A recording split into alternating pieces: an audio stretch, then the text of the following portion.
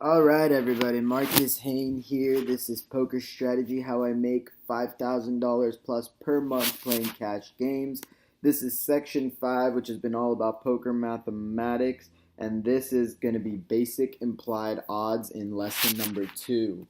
So to start off with, what are implied odds? Well, implied odds basically involve the amount of money that you can potentially expect to win after you have finished your drawing hand. So in the last lesson, we talked a lot about the different straights, flushes, and how to know whether it's worth chasing a hand or not.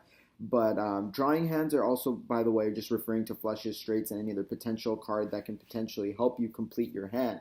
So that's what, now this section is going to be all about implied odds. So for example, if you make a call on the flop with a flush draw and you hit it on the turn, your implied odds are referring to the amount of money that you can extract from your opponents potentially after the turn and river.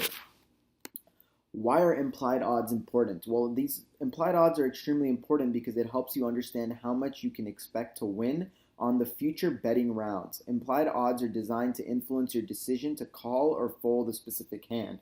So we talked about how pot odds can determine the value and let you know if it's a good idea or not in regards to calling and pursuing future betting rounds, and implied odds are the same way because they also influence your decision to call or fold a specific hand. So you want to combine these two things when chasing after draws to maximize your profit and to understand when it's a good chase to make and when it's not such a good chase to make.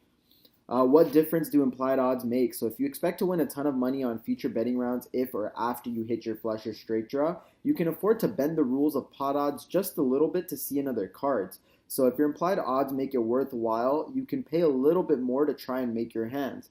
On the opposite token, if you have really poor or bad implied odds, you should probably stick to the rules and fold since you're not going to get a lot of good value. How to use implied odds in poker. So the more hidden your hand is, the bigger your implied odds are. If your hand is hidden, that means that your opponent's not going to suspect that you have a strong hand, so you can potentially get paid off in the future rounds. So it's great to have a hidden hand because then your opponent doesn't know what you have.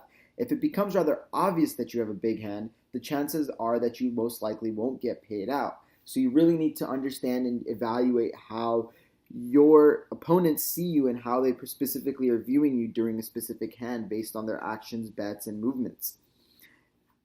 Lastly, evaluating implied odds. So good implied odds are with straights and sets. Poor implied odds come with flushes. So that's just another thing to keep in mind. But that's it for this section. Implied odds are a very basic thing, and it's a very basic structure that you can add to your game, and it will really help you build up more profitability over the long haul. That's it for this section, guys. I'll catch you in the next one.